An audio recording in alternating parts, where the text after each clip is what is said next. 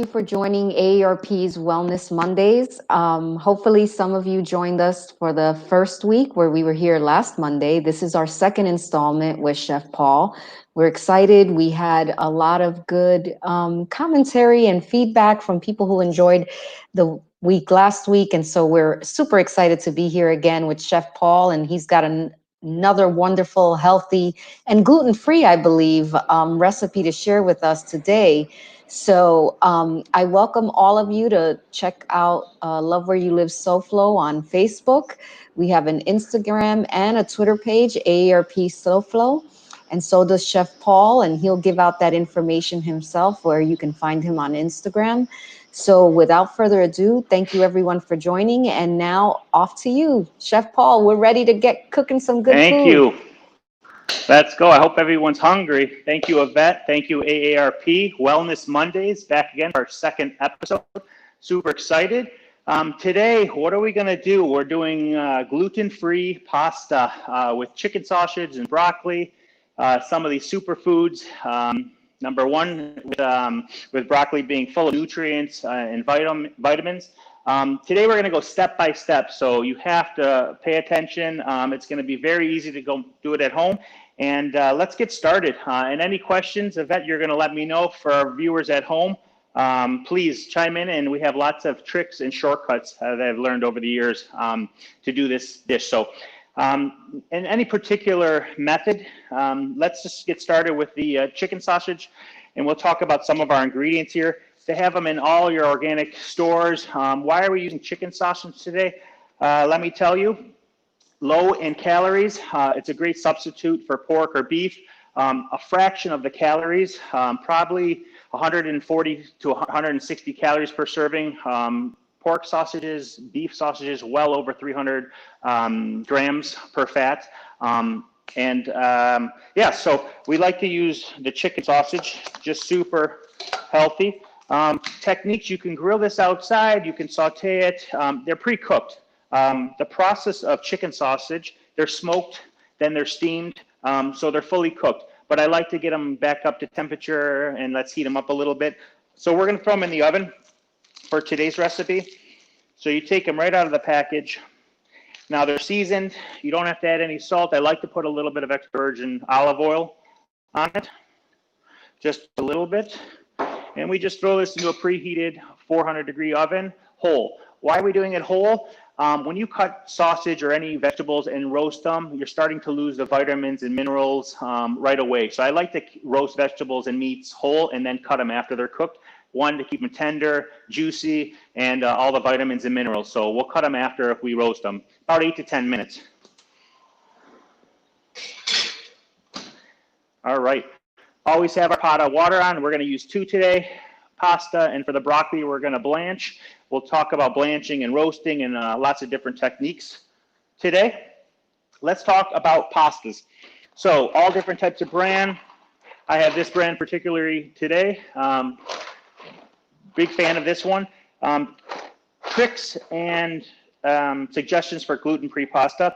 Don't overcook it. This is the biggest problem that we have, and a lot of people aren't really familiar or even like cooking with gluten-free pasta, but the trick is to undercook it. Why? Because al dente, it'll stay nice and crunchy, and it'll carry over when we saute with the broccoli in the pan later. So right into the pot.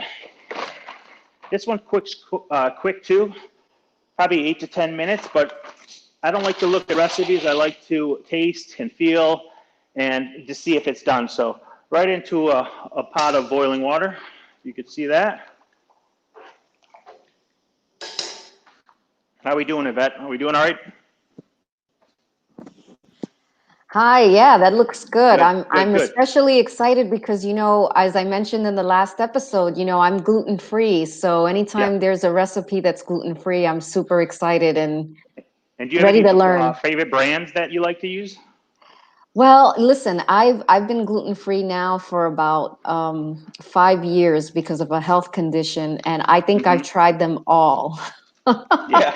And some of them Right. taste like cardboard paper. So honestly, one of the Yes, I've learned is what you put into it will help give the taste to the gluten-free. So I'm eager to see what you're going to do with that chicken sausage and vegetables. Right, right. So simple ingredients, that's the thing. It's all about techniques and different shortcuts. So we have some fresh, I like to, I mean, you can get frozen broccoli for this if you don't, I like to do everything fresh from the farmer's market. So we have whole broccoli. You can use broccolini, which I think I'm going to switch it up and use broccolini today. You can use broccoli, you can use spinach, you can substitute. We're going to use broccolini, which to me is more Italian, more Mediterranean. I like to cut off the ends. I And then was I just like going to to ask you what's the difference between a broccolini yeah, and so broccoli? tender. Also, if you're looking at the size, we have a lot larger, longer to cook. So me, I like shortcuts. I like to be fast, quick, and easy in the kitchen. So less cooking time. And it's, to me, a little bit sweeter and more tender than the whole broccoli. And are But we getting the same vitamins and all the good stuff? yes, I mean, broccoli is one of the superfoods, contains tons of fiber, antioxidants, and it's one of the healthiest veggies out there because of its nutritional makeup. So it's all good for this one. So we're going to branch it whole. We're going to chop it later, but literally this is a quick blanch. And I like to break it down and not cook it too long because of, again, we're going to lose some of the vitamins and minerals the longer we cook it. So again, al dente. So we have, let's recap, chicken sausage in the oven, gluten-free pasta blanching, salted water, and a little bit of salted water for our broccolini. All right. Now while this is all cooking, let's go and talk about some of the fats. Now, why we have fats, when this doesn't have a big sauce to this pasta dish, but it's coated with some healthy fats. Now, you can use coconut oil, you can use ghee. Does anyone know what ghee is? We have clarified butter, which clarified butter just means the milk impurities. The substitutes have been skimmed off the top, and you're left with just the clarified part, which is also healthy in Indian cooking. A lot of the times they use it, and in curries, and it's just a starter profile if you don't want to use real butter. So, and then we have my favorite, which is the olive oil spreads or the vegetarian butters. We're going to use this to season the pasta when it comes out. Oh, And that's awesome. You know, yeah, Chef Paul, I just yeah, switched over to a plant-based butter recently, and I beautiful, love it. beautiful. So yeah, I mean, flavoring the pasta with this is great, and you don't have to cook it. It's just seasoning it and giving it some extra richness because, as you said, the gluten-free pastas become a little bit dense and fibrous when you're trying to eat it. So one more trick that we didn't have on the ingredients list, but if you can see this, we have some garlic in here. I like to confit garlic. Now wait, what is confit garlic?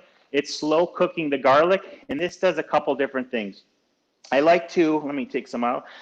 In olive oil or just regular oil, I like to take old garlic that's, that you're going to throw away or it's past its freshness date, and I like to cook it slow, and it preserves it a little bit. Also takes out the potency if you're sauteing garlic, and some people can't digest it. So, as me personally, I'm having troubles with it. I like to save this, and this is up to 2 weeks in the fridge.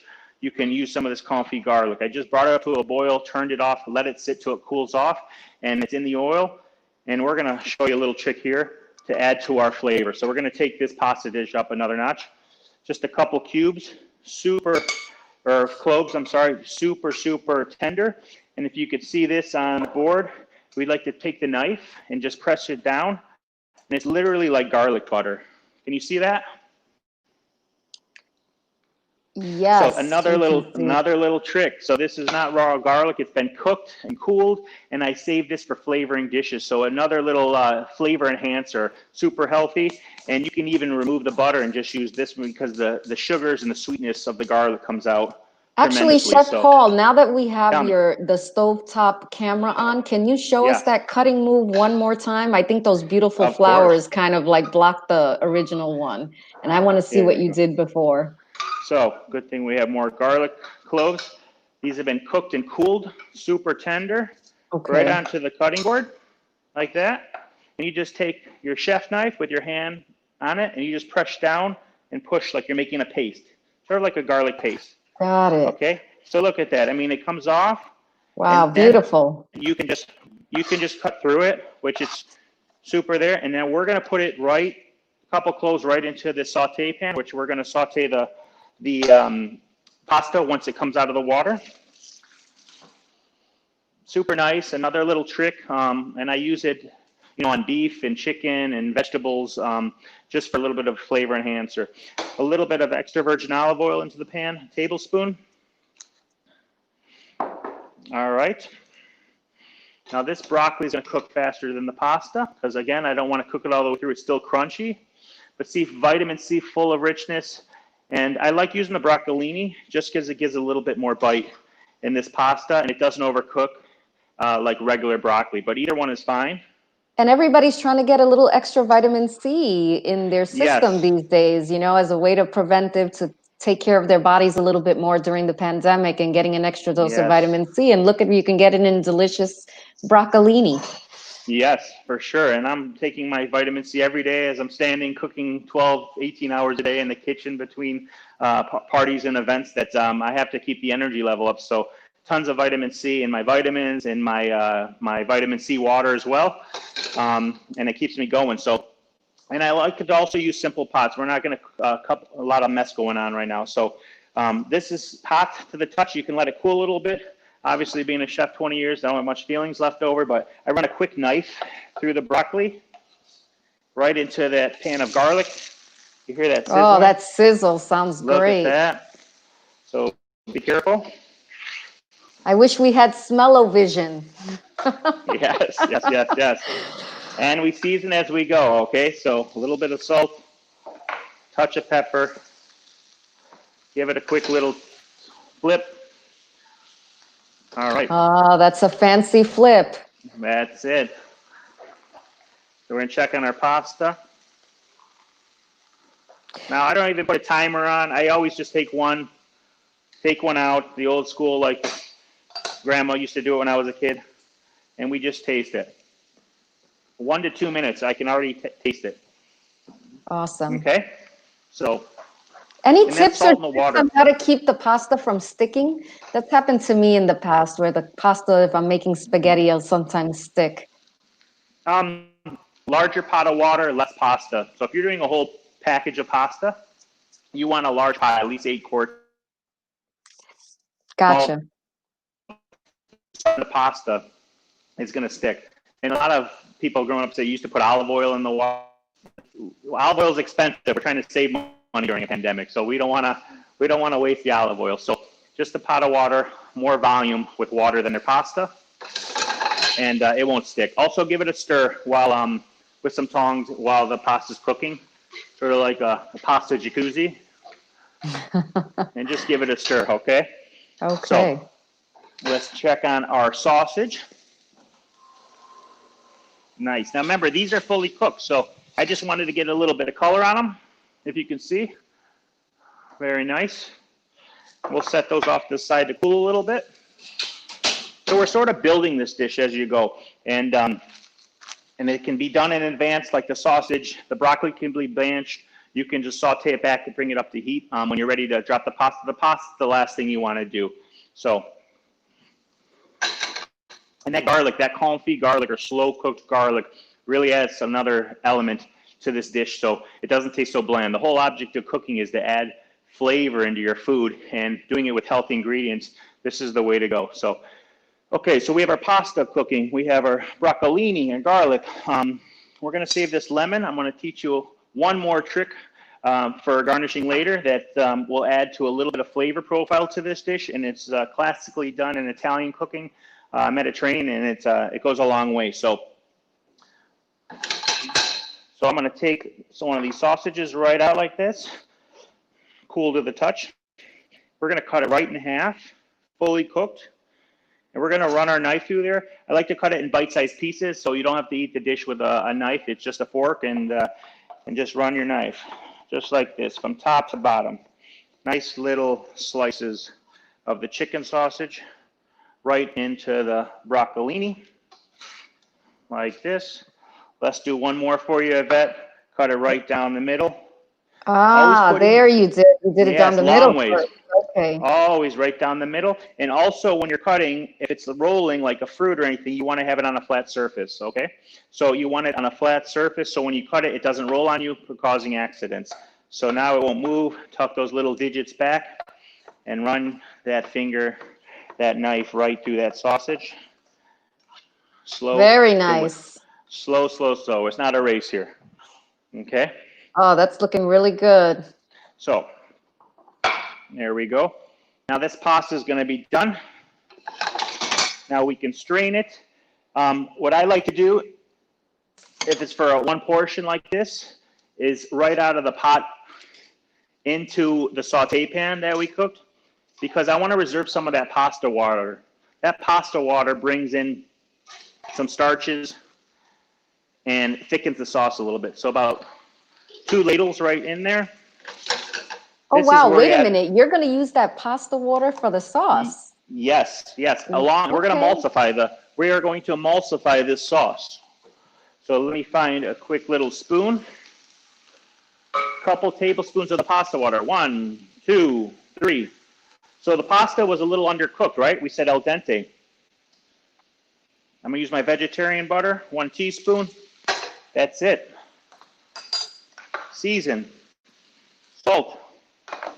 Even after the pasta comes out. And I'll look at that. Butter, pasta water, emulsifying the broccoli, the garlic.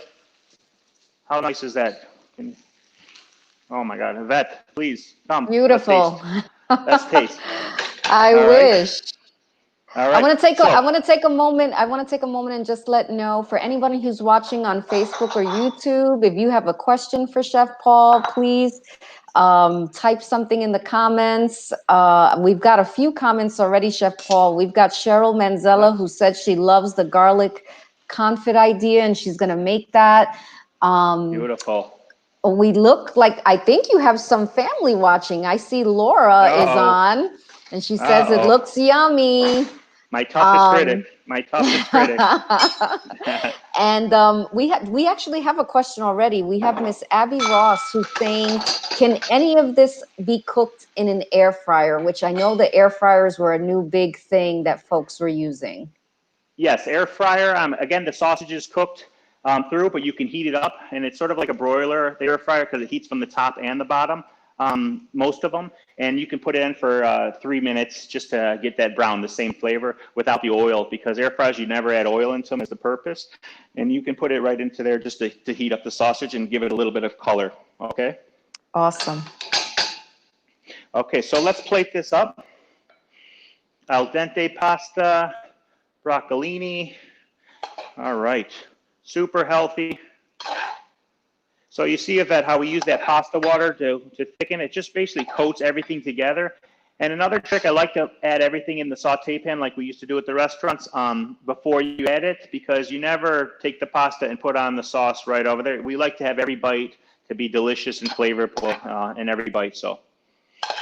And I love how you're using everything. I would have never thought to use the water from the pasta. So that's great. I mean, that's how we tighten sausage. It's a natural thickener.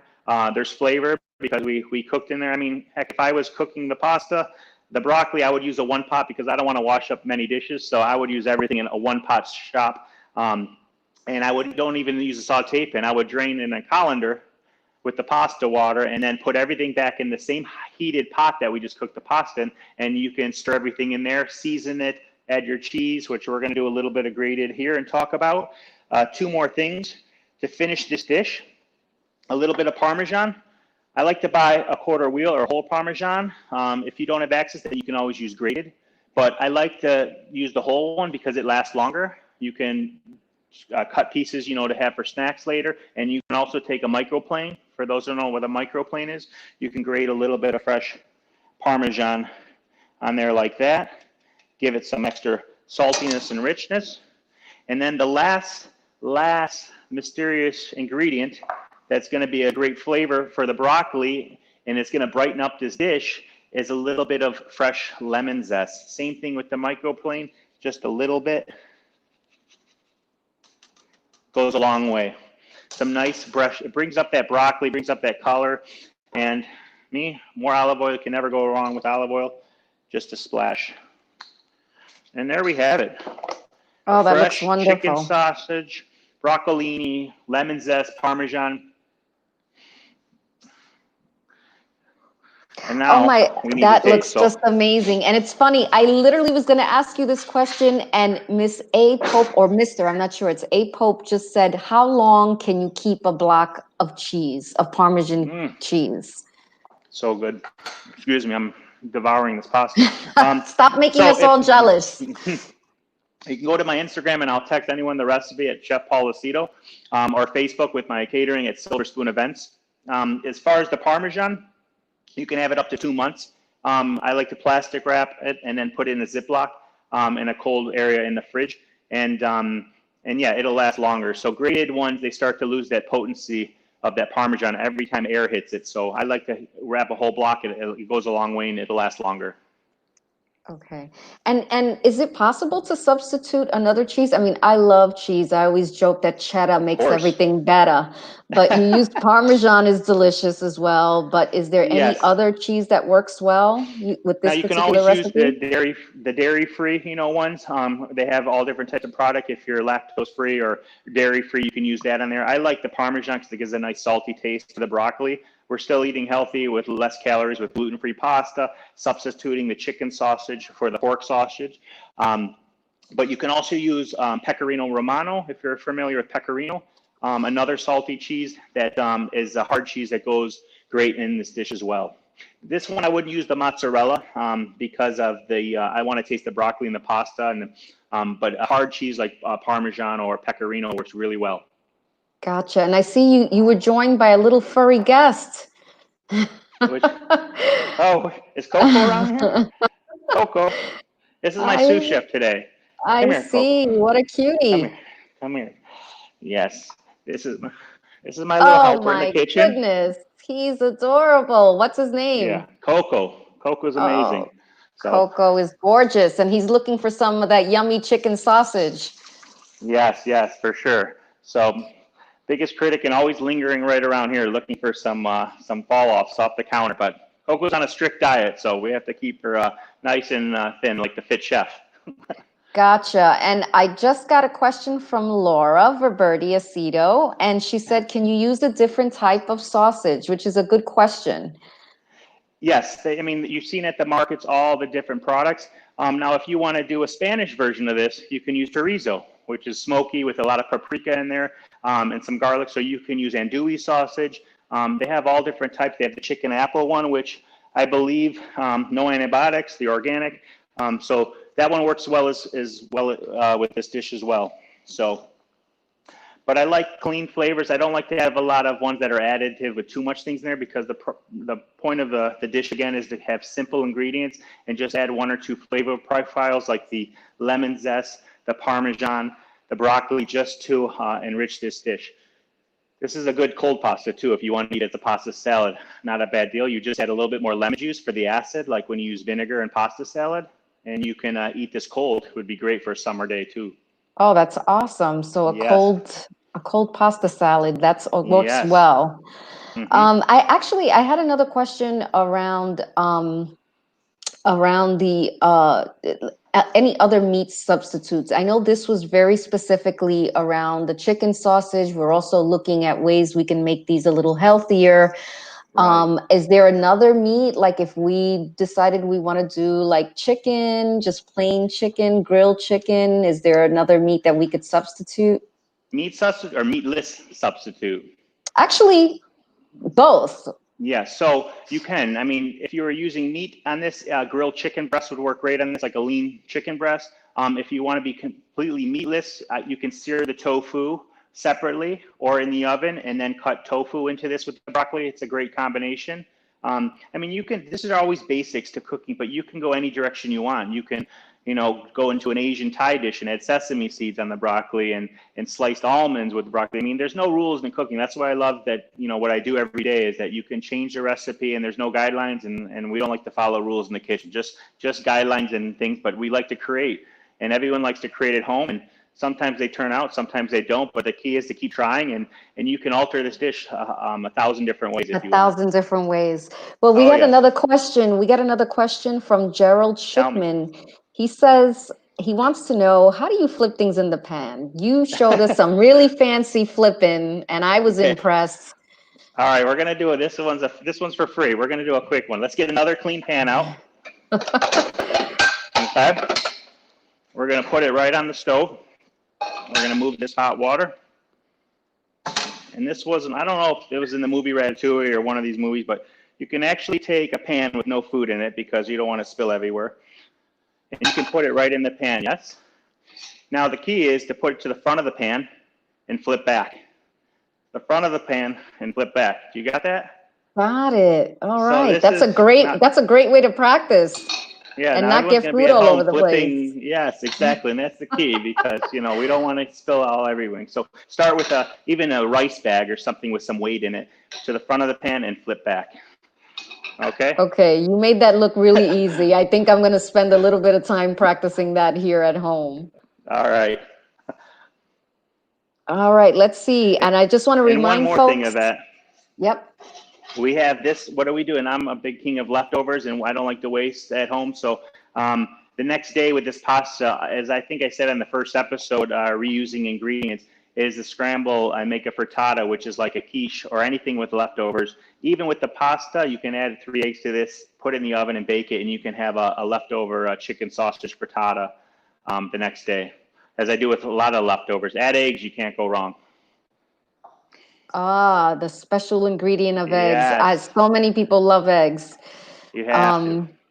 So what I was going to mention is that we are still live online. So if anyone has any questions, now's your time because we're getting ready to close up shop soon. So I just wanted to give anybody listening on watching on Facebook and YouTube one more minute to share anything. But Chef Paul, can you remind us that there's some new folks that are watching today? Can you share a little bit of your experience and your expertise that has been here in Miami for a number of years?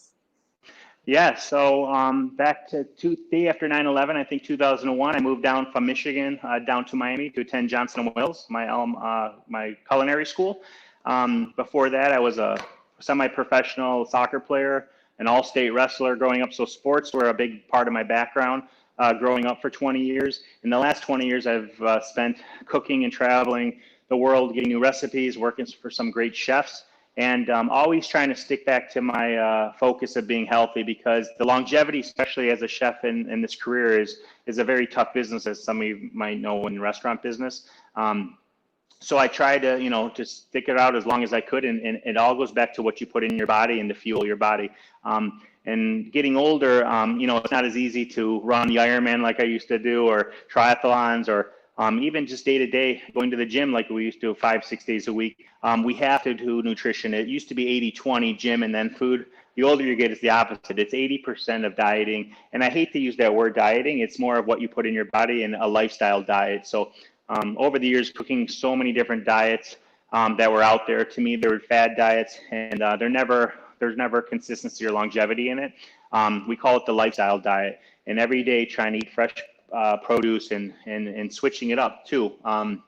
Never eating the same thing. And a lot of nutritionists in school over the years have always told me the same thing. It's variation and moderation in what you put in your body. So exception with those dietary needs or any allergies, of course, but it's always nice to try different foods. Your body sort of gets complacent in eating the same things, and you want to have a rich diet with all vegetables and good source of protein as well. Thank you, Chef Paul. That's great. So now before we close, can you tell folks how to find you on Instagram? Yes, it's just my name, Chef Paul Aceto on Instagram. And Facebook, Silver Spoon Events is my company. And we do meal plans, and we have chefs all over South Florida that come into your houses, and we do cooking schools. Right now it's really big with the pandemic, cooking schools for the kids. Even with animals, we're going to do a series we talked about Yvette on the dog food. We're definitely going to have to do a show on how I cook for this little guy, Coco, and some of the other little animals that we love so much at home, our pets. But yeah, you can follow me there, and we post all over the place. So a lot of it's virtual now, but we do small parties only just to keep safe. Gotcha. Well, thank you so much, Chef Paul. This has been another wonderful episode, and thank you for sharing your expertise with us. It looks amazing. I'm absolutely jelly that I'm not going to get to taste it, but I'm going to tell you how it goes when I try it out here at home. And so for everyone, yes, I will. For everyone watching and who stayed with us, Thank you so much for joining. We invite you to come back next Monday. I think we're going to have a sweet treat next Monday with some, yeah, we won't tell. But so tune in next Monday at 2 p.m. We'll be back, same time, same place. Thank you again for watching. And remember to follow AARP if you want to get the recipe. It'll live on our Facebook and YouTube page. And also you can find us at Love Where You Live SoFlo to find out what AARP is doing in South Florida. So thanks, everyone. Have a wonderful afternoon and see you next time. Bye, Coco.